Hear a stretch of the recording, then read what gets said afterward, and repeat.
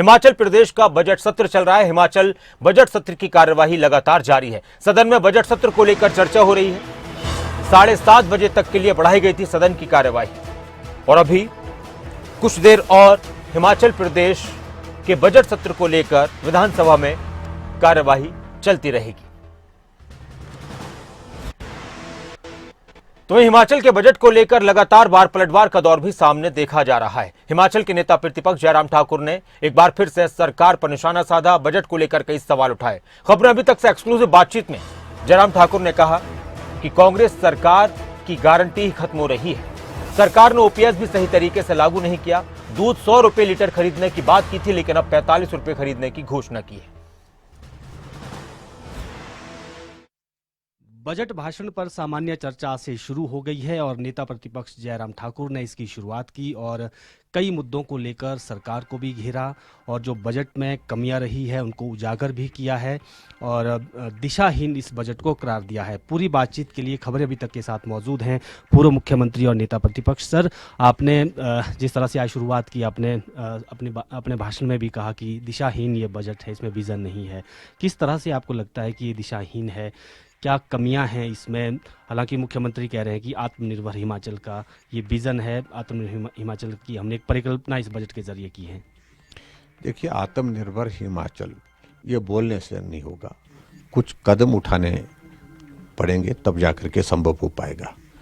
सबसे बड़ी बात तो ये है कि जो अब की बार बजट प्रस्तुत किया गया है, अधिकांश योजनाएं, स्कीमें वही रिपीट की है, जिक्र किया है जो पिछली बार उन्होंने बजट अनाउंसमेंट में की थी, जो पहला बजट प्रस्तुत किया।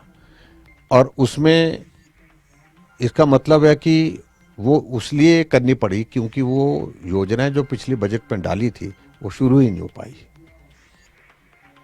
तो इसलिए सबसे बड़ी बात तो उसमें 2-3 चीज़ों का अगर मैं जिक्र करूं, इन्होंने कहा था पिछली बार कि हम हिमाचल प्रदेश में गारंटी तो दी थी चुनाव से पहले कि 1 लाख बेरोजगारों को 1 साल में नौकरी देंगे, लेकिन बजट भाषण में कहा था कि 30,000 के लिए 30,000 नौजवानों को रोजगार देंगे। लेकिन क्या एक आदमी को, एक नौजवान को भी रोजगार मिली?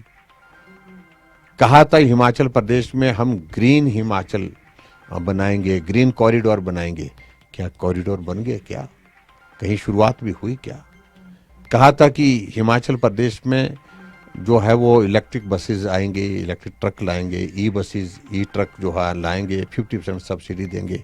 क्या एक भी आया? क्या कहा था कि हिमाचल प्रदेश में हम धर्मशाला को टूरिज्म कैपिटल बनाएंगे, कोई एक कदम भी उस दिशा में उठाया? क्या कहा था हिमाचल प्रदेश में हम ई टैक्सी लगाएंगे। हिमाचल प्रदेश में जो टैक्सी लगी थी पवन हंस की हमारे गवर्नमेंट के दौरान में, वो भी बंद पड़ी हुई है।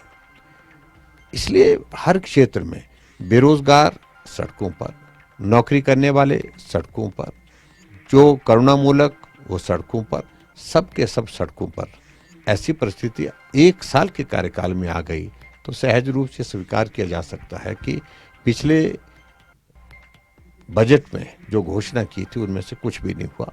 और अभी उन घोषणाओं को दोबारा इसलिए रिपीट करना पड़ रहा है कि पिछली बार नहीं कर पाए हैं, अगली बार फिर से उनके लिए प्रयत्न किया जाएगा। तो स्पष्ट कहना चाहिए था मुख्यमंत्री को कि नए बजट घोषणा करने के बजाय मैं उन्हीं स्कीमों के बारे में कहता हूं कि अब की बार इस बजट में, अगले बजट में हम उन स्कीमों को शुरू करने की कोशिश करेंगे। सर, मुख्यमंत्री ने सदन में भी जिस तरह से भाषण भी पढ़ा और बाद में उन्होंने प्रेस कॉन्फ्रेंस करके कहा कि मैंने ग्रामीण अर्थव्यवस्था को फोकस किया है, एग्रीकल्चर सेक्टर को फोकस किया है। उनका ये भी कहना है कि देश में पहला राज्य हिमाचल बन गया है दूध पर एमएसपी देने वाला। इसको आप किस तरह से देखते हैं? देखिए, मैं इस बात को मानता हूँ, पहले भी हम देते ही थे, सिर्फ थोड़ा पैसा उड़ाया है, इतना ही है। लेकिन गारंटी तो उनकी ये थी कि 80 रुपये लीटर गाय का दूध और 100 रुपये भैंस का दूध। लेकिन अभी तक क्या किया उन्होंने अनाउंस? अब इस बजट में 45 रुपये गाय का और 55 रुपये भैंस का, ये किया। लेकिन ये भी तो पूछिए, जो पिछली बार का जो आपने बात की है उसमें से पेमेंट कितनी हुई है, कितनी अभी तक पेंडिंग है, ये भी पूछना पड़ेगा इनसे। और ऐसे में इस तरह से झूठ बोल करके जो बात कही है उसको पूरा करना पड़ता है। और पिछली बार जब हमने उनसे पूछा था कि भाई आपने हिम केयर और सारा योजना के लिए क्या प्रोविजन किए हैं, बोलता हम इसको चालू रखेंगे, जारी रखेंगे। 350 करोड़ रुपए से ज्यादा का पैसा की देनदारियां हैं हिम केयर और सहारा योजना की, लेकिन उसके बावजूद अब बोलते कि हम उसको नए सिरे से प्लान करेंगे, नए सिरे से देखेंगे।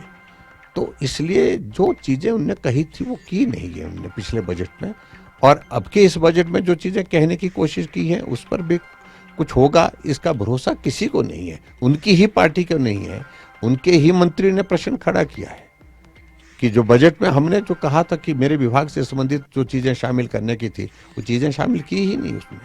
क्या ये मुख्यमंत्री के स्तर पर हुआ या अधिकारियों के स्तर पर हुआ, वो जानना चाह रहे हैं सारी बात को।